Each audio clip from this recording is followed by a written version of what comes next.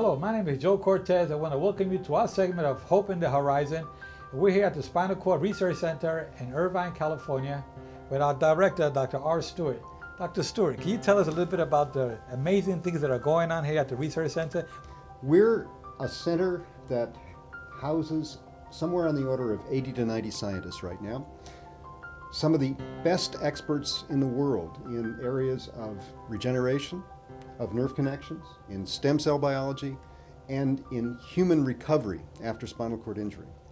We work together with scientists from all over the campus in bringing a focus to spinal cord injury that I think is probably one of the unique centers in the world in that regard. Now, let me ask you a question. There is hope in the horizon for our patients out there. Absolutely. And you've been telling me about the great things that are happening lately. Just touch a little bit on some of the most important topics that our audience wants to know about. Excellent. There are really three primary areas of focus for people who have suffered a spinal cord injury. The first area that's so terribly important is what happens in the minutes to hours to days after a person suffers a spinal cord injury. It makes a huge difference in outcome, how people are treated in that early time frame. We're studying cellular processes here that contribute to injury or contribute to repair. And of course you want to minimize the injury part and maximize the repair part. So understanding some of the key molecular events that go on early on is first in terms of priority for people who have suffered a spinal cord injury. The second most important thing is maximizing the innate ability to recover.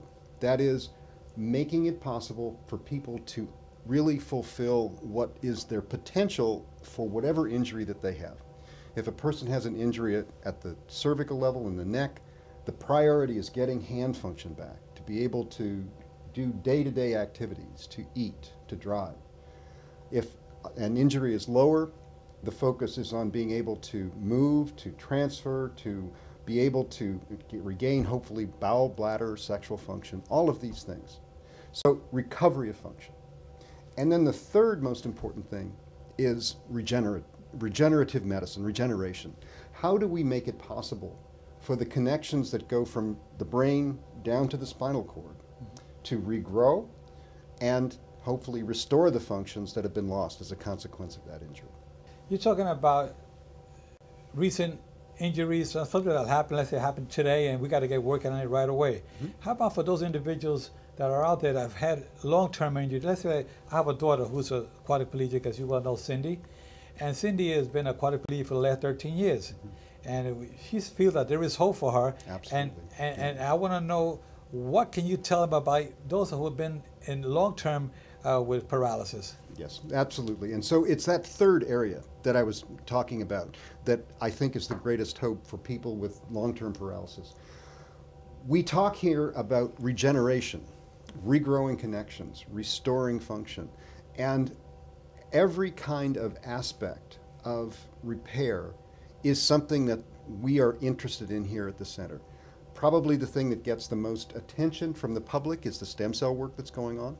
The idea there is to restore communication between the brain and the spinal cord by restoring the myelin sheath, the insulation around the nerve connections that run between the brain and the spinal cord. And thanks to work that was done by Hans Kierstead here at our center, a clinical trial is approved by the FDA. It's currently on clinical hold, but we hope to launch that trial later on. Now, initially that's going to be for recently injured people, but of course our goal is to get those same therapies to people with long-term injuries. The greatest hope, I think, really, is in regenerating connections. It's the loss of the communication between the brain and the spinal cord. And that is what my lab focuses on, and I think we have some incredible new findings just over the last year that offer, I think, the best hope that I've ever seen. Well, Dr. Oz, that really is great. Now, can you tell us a little bit about what else is going on here in your facility today? Sure, absolutely, Joe. I think the thing that is really most critical to know is that there are things going on to improve the function of people with long-standing spinal cord injuries. Today. It's not research, it's not in the future, it's today. For example, one of the projects that we have going on right now involves helping people who have partial function be able to function better. And the logic of this is actually, you'll understand from your sports background. The situation is, for example, I mean, I think in terms of golf, maybe there's other examples. If you're going to perfect a golf swing, what you do is image in your brain how you're going to do it. You watch your hands go forward, you watch the ball, don't pick up your head. That is practicing, mental practice, before you actually execute whatever it is that you're trying to do. Maybe there are things like that in boxing too.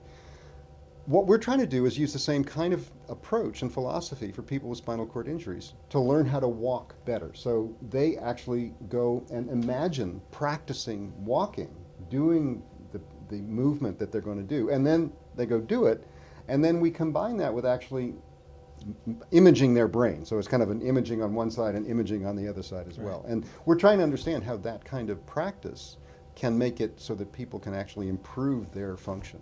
So this is a research project, and we don't know the final answer to this.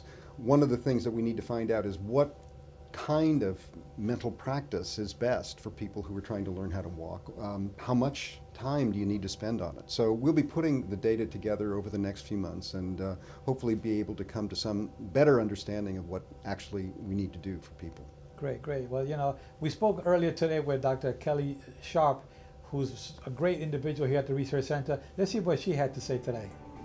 Hey Kelly, can I interrupt you for a second? Sure. I'd like to introduce Joe Cortez. Joe is here hosting Hi, how our are new you? show, Hope in the Horizon. Okay. And Kelly is over here in our Center for Human Subject Research. She's doing some of the work on improving function for people with long-term spinal cord injuries. Well, so how long have you been doing this, Kelly? I've been doing it since 1998. Yeah, so what are your facility, I mean, what do you do here per se? So what we're focusing on in this study in particular is that we're working on individuals with spinal cord injury, and we're working with trying to improve their function in their walking, in their gait, over with using also mental practice. So for example, when you actually when you walk, you're thinking about doing an action while you're walking. So that's what we're focusing on. So we do physical therapy and then we do a mental practice session to improve gait function after injury. And how many times a week do they come, or is it They come 3 times a week for an hour a week. an hour a week? And this is what, a clinical trial? It's a clinical study. So we're funded by NIH to do this study. We got a grant for it. And so there's also an MRI component too. So we look at the brain before we do the treatment and we look at the brain after the treatment with an MRI, a functional MRI. So we want to look and see if we've improved their ability to bring their nose to their toe after our treatment. And then we'll look at the brain and see what the activity is going on before and after our treatment to see if we've made a cortical difference as well. So the idea is if you have any type of spinal cord input changes after the treatment and looking in the brain as well. So were you getting good results with this? What kind of positive results are we getting? So far, anecdotally, I haven't really broken the code, but most of my subjects have improved on the ASIA score. So there's an examination that you do before and after the testing, and you want to look and see if their function is improved. Well, that was great. Dr. Sharp is an amazing person. What she's doing at the center with the patients, I mean, what we saw there today is a great inspiration for the patients out there and for those that really want to know what's going on at the Reverb Bryant Center.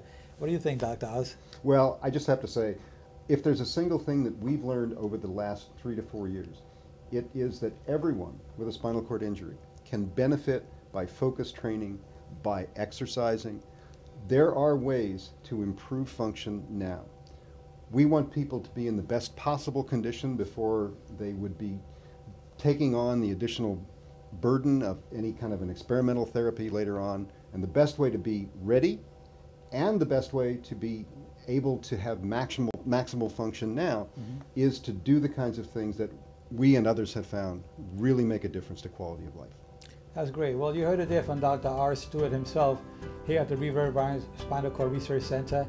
And this segment of Hope in the Horizon is a great segment. You'll be watching us every week. We'll have information for you every week from now on so you can see what's really going on, and hope to keep you very much informed at the Reverb Bryant Center. Again, this is a segment that you cannot miss. Stay up. Watch us 24/7. We're there for you. Hope at the horizon. Joe Cortez and Dr. Stewart, thanks so much. Thank you.